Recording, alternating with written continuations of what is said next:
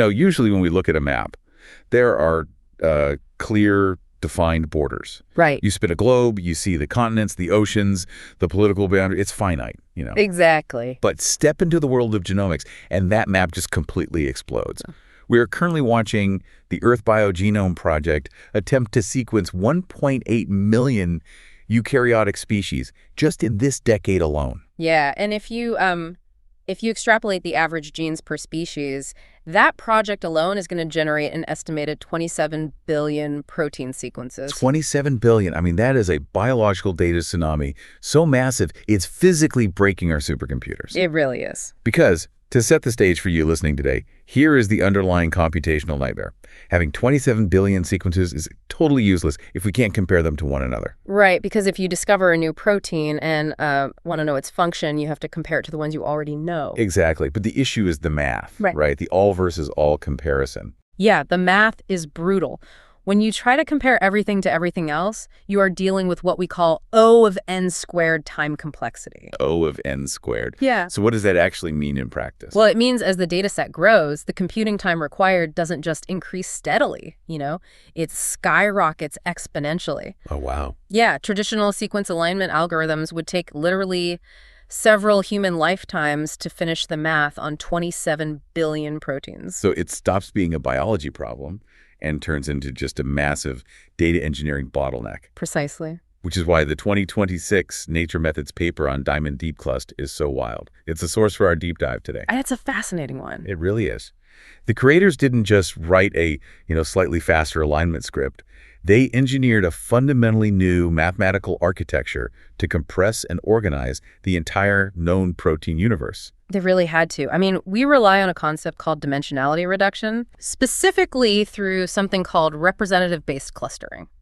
Because you, as a researcher, you obviously cannot look at 27 billion sequences. Right. Impossible. So you group highly similar sequences together and nominate one single sequence as the representative for that entire cluster. It's like shrinking the map without deleting the cities, essentially. Let me give you an analogy. Imagine a library with 19 billion unlabeled books. That's a lot of books. Right. Instead of reading them all, you group them by exact plot lines. You only need to read one representative book from each pile to understand the whole pile, saving just massive amounts of time. That's a great way to put it. Now, anyone who works in bioinformatics probably knows the basics of clustering tools like CDHIT or MSS2. Sure. You set your thresholds, right? Sequence identity, statistical e-value, and length coverage. But this paper puts a huge emphasis on a very specific structural rule. Which is the bidirectional versus unidirectional coverage. Exactly. That distinction is literally the backbone of their accuracy. So break that down for us. What's the difference? Well, let's look at how most fast, greedy algorithms handle length coverage. In unidirectional clustering, the software only demands that the new sequence, the member trying to join the cluster, meets the coverage limit of the representative. Okay, so just one way. Right. So if you have a massive multi-domain protein as the representative, a tiny fragmented protein sequence might technically match a small piece of it. Because the tiny fragment is fully covered by the giant protein, even if the giant protein is mostly uncovered by the fragment. Exactly. The algorithm just tosses that short fragment into the cluster. The problem is that fragment might actually belong to a completely different evolutionary family. Right, it's like borrowing a coat. Yeah. Unidirectional is like a huge winter parka that easily covers a small person. But if the small person gives their tiny jacket to the large person, it won't fit at all. I love that analogy, yeah. But bidirectional clustering is much stricter. It is. It requires a mutual fit. Sequence A must cover a high percentage of sequence B, and sequence B must also cover a high percentage of sequence A. So two people swapping tailored suits that fit them both perfectly. Perfect mutual fit. And that mutual fit is vital for finding truly conserved protein families. It stops those short genomic fragments from polluting clusters that contain large proteins. But enforcing that bidirectional coverage requires way more computational power, doesn't it? Oh, significantly more. And that brings us back to the processing bottleneck. Older tools simply collapse under the weight of bidirectional math at this scale. Yeah, the paper notes that if you take the NCBI non-redundant database, which is around 546 million sequences, MM62 takes 29 days to cluster it. A whole month of computing for just 500 million sequences. And remember, we are staring down the barrel of 27 billion. Right. Now, there are newer, ultra-fast tools out there, right, like FLSH-CLUST. There are, but they kind of cheat. How so? Well, to gain that speed, they skip the rigorous all versus all alignment entirely and rely heavily on local hashing. Because they're so greedy, their clustering sensitivity drops to roughly 49.7%. Wow. So they're missing over half the connections. Exactly. They miss the subtle, distant evolutionary connections that biologists actually care about. But DIAMOND DeepClust manages to maintain a 68.6% sensitivity while running, 21 times faster than FLSH-CLUST? Yeah, it refuses to sacrifice accuracy for speed. Okay, so let's do a quick mini recap of what we've covered in this first segment for you listening at home. First bullet. The Earth BioGenome project is creating a 27 billion sequence data tsunami that breaks older algorithms. Right. Second bullet. We use dimensionality reduction, or clustering, to group similar proteins around a representative to reduce the data size. And specifically bidirectional clustering, which requires a mutual fit. Exactly. And the third bullet.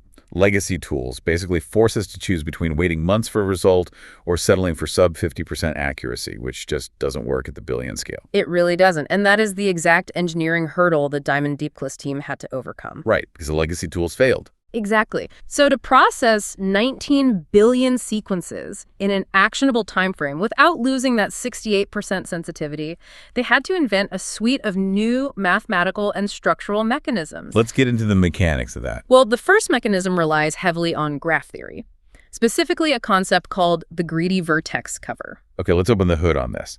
How are they using graph theory to sort proteins? They essentially map the data visually. The system plots every single protein sequence as a node.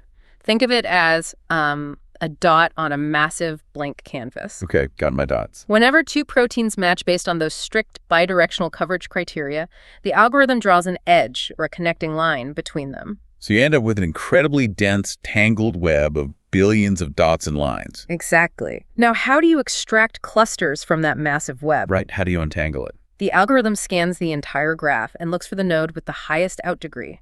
In network science, the out degree is just the number of edges pointing outward. So it finds the single dot with the absolute most lines connecting it to other dots. You got it.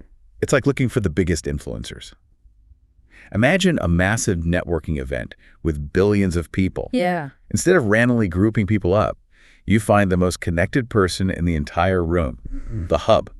You grab them and everyone they directly know and you pull them out of the room. That's your first cluster. That's a great way to visualize it. Then you look at whoever's left, find the next most connected person, and repeat. That's the exact mechanism. It ensures the most representative central sequences form the core of your largest clusters. But wait, there's a glaring flaw here if you try to do this all at once. What's that? To draw those initial connecting lines, you still have to compare every single dot to every other dot, don't you? That's the exact all versus all comparison that took MM62 almost a month. You're right. That's the trap. So how does DeepClust draw the map without doing the impossible math first? Yeah. By utilizing what they call cascaded clustering. The system doesn't run an exhaustive search immediately. It uses a funnel approach working through discrete rounds. Like stages. Yeah, the rounds are literally called faster, fast, default, sensitive, and ultra-sensitive. Okay, I have to push back on this subtle idea. Go for it. Isn't that just procrastinating the hard computations?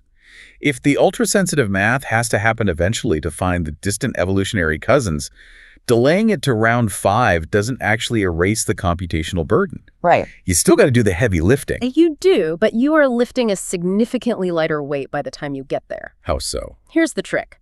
In the early, faster rounds, the algorithm artificially makes the rules much stricter than the user even requested. It adds a 7% penalty to the coverage and identity thresholds. Making it harder to form a cluster. Why would it do that? Because if two proteins are a 99% identical match, you do not need a complex, ultra-sensitive dynamic programming algorithm to figure that out. Oh, I see. The strict rules act as a massive fast-pass filter. It effortlessly scoops up all the obvious, highly identical clusters and removes them from the computational board entirely. That makes total sense. You don't need a high-powered microscope to spot a boulder.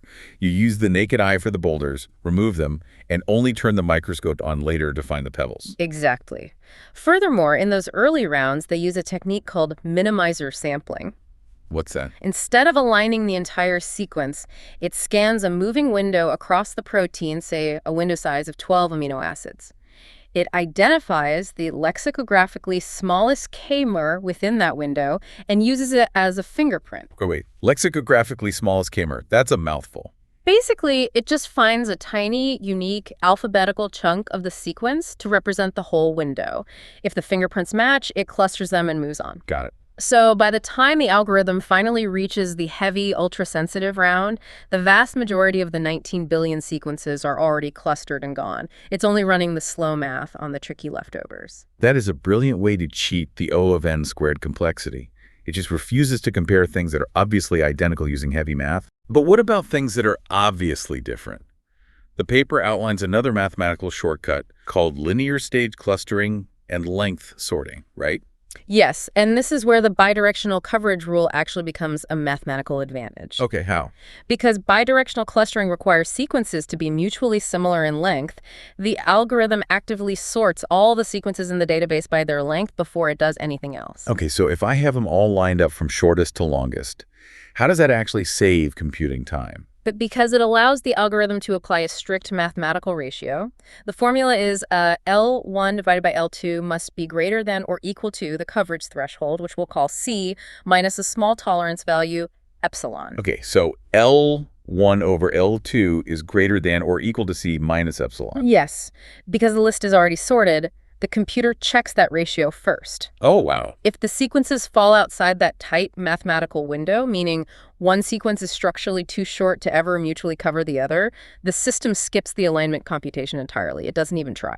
That makes perfect sense. If you know mathematically that a protein of 50 amino acids can never bidirectionally cover a protein of 500 amino acids, why spend CPU cycles trying to align them? Exactly. You just check the neighbors next to you in the sorted array, and the moment the length ratio breaks, you stop calculating. Yeah. You're eliminating billions of useless calculations before they even trigger.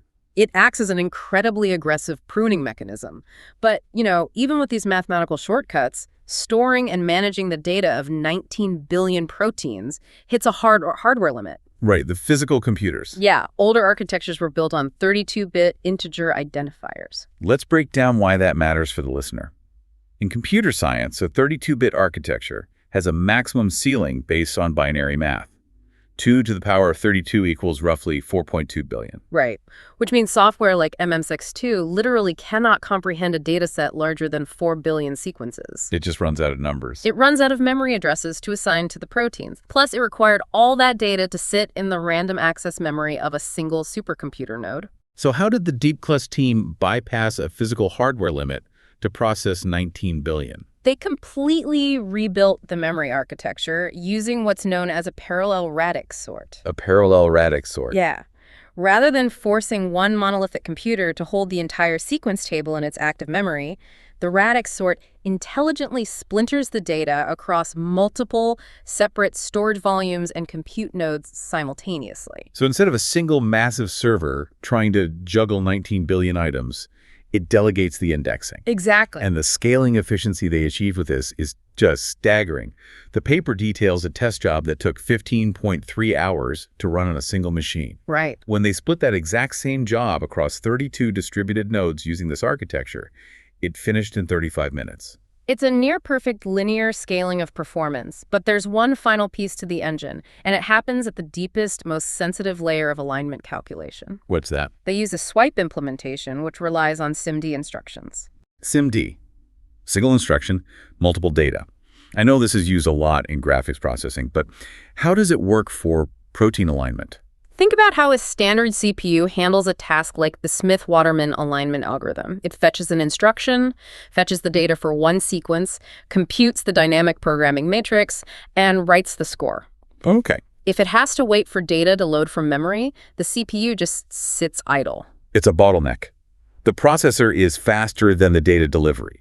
It's like a fast cashier waiting for a slow customer to put items on the belt. Exactly. SIMD solves this by utilizing extremely wide registers on the CPU. DeepClust interleaves the scoring profiles of multiple independent query target pairs, different proteins, entirely into the exact same wide register. So putting multiple customers' items on a giant belt all at once. Yes. A single computation instruction from the CPU calculates the alignment scores for all of those independent pairs simultaneously. It ensures the CPU is never waiting. It's crunching multiple alignments in a single clock cycle. That is an absolute masterclass in optimization. It really is. Okay, time for a second mini recap. Let's pull all these algorithmic threads together. Bullet 1. The greedy vertex algorithm acts as a graph theory lawnmower, grouping the most connected proteins first. Right. Bullet 2. Cascaded clustering funnels the data from fast, strict checks down to slow, sensitive checks, using minimizer sampling to weed out the easy matches. And bullet 3. Sorting by sequence length and using parallel nodes bypasses old memory limits and massively speeds up the math by just skipping impossible comparisons. Plus, those SIMD instructions maximize throughput. That is the complete architecture, and it brings us to the ultimate question of the paper. Which is? What happened when they actually fired this engine up and drove it through a real-world data set of 19 billion biosphere proteins? The actual experiment. Okay, the run details alone are impressive. It took 18 days running on 27 distributed compute nodes, burning through a total of 250,000 CPU hours. To put that in perspective, 250,000 CPU hours is roughly 28 years of continuous nonstop computation if you tried to run it on a single standard processor. That's insane. And what was the compression ratio? Like, how small did they shrink the 19 billion map? They successfully squeezed the 19 billion sequences down into 1.7 billion clusters. Wow. But the distribution is the really critical part. Just 335 million representative sequences were enough to capture 92% of the entire 19 billion data set. That is astonishing. 335 million representatives cover 92% of all known life's proteins. Yeah.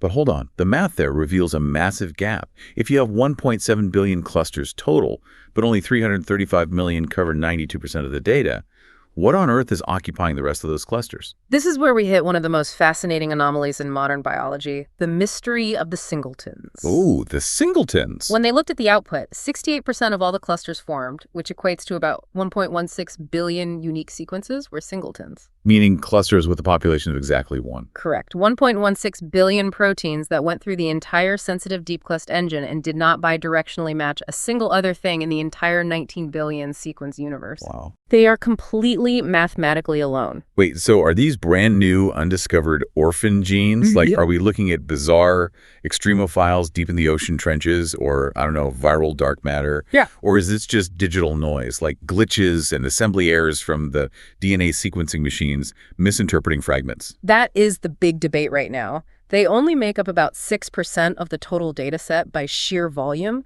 but they represent a massive number of unique structural branches. Oh, nobody knows. The paper leaves it as an open question. Because we are pulling genomic data from environmental swabs, literally scooping up dirt and sequencing whatever is in it, it's incredibly difficult to know if a singleton is a fragile ancient protein family or just a chimeric sequencing artifact. That gives me chills. Over 1 billion mystery proteins just sitting in the database. Yeah. But, even leaving the singletons aside, compressing the known 92% has immediate tangible impacts. And the paper focuses heavily on how this supercharges structural biology, specifically artificial intelligence. Yes, the implications for tools like AlphaFold 2 are profound. Explain how AlphaFold uses this. Well, AlphaFold 2 doesn't just guess how a protein folds in 3D space based on physics. It relies heavily on evolutionary covariation. Right. It needs a multiple sequence alignment, or an MSA, to see how a protein has mutated across different species over millions of years. Right, because if 2 amino acids in a protein chain mutate together over millions of years, the AI deduces that those 2 parts must physically touch when the protein folds. Exactly. But to build those MSAs, AlphaFold 2 needs a massive database to search against. It currently uses something called the BFD, the Big Fantastic Database. Great name. It is. And the BFD contains roughly 345 million clusters. Which sounds huge, until you realize DIAMOND DeepClust just categorized 1.7 billion. Exactly. The new DeepClust database is 5.5 times larger in terms of pure diversity.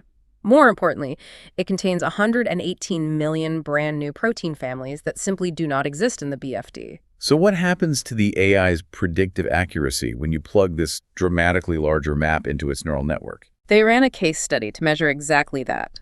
They took 473 incredibly difficult orphan protein sequences. Okay. These were proteins that AlphaFold 2 had previously struggled to fold because it couldn't find enough evolutionary cousins in the old BFD to build a deep MSA. The AI was basically flying blind. Right. No evolutionary data, no physical structure. But when they swapped the old database for the newly compressed DeepClust database, AlphaFold 2's internal confidence scores, the PLDDT scores, measurably improved for 366 of those 473 difficult proteins. That's a huge majority. Yeah, the average confidence score jumped from a failing 52.9 up to a solid 62.6. That is a massive leap in confidence. It's like putting a new high-prescription pair of glasses on the AI. That's exactly what it's like. Suddenly, it can clearly see the blurry, distant evolutionary connections that were previously invisible to it. The AI is only as smart as the data it's trained on, and DeepClust just gave it a significantly deeper well of knowledge. By providing a wider, more deeply clustered view of the protein universe, we directly improve our computational ability to predict physical reality. Okay, let's do our third and final mini recap. Bullet 1.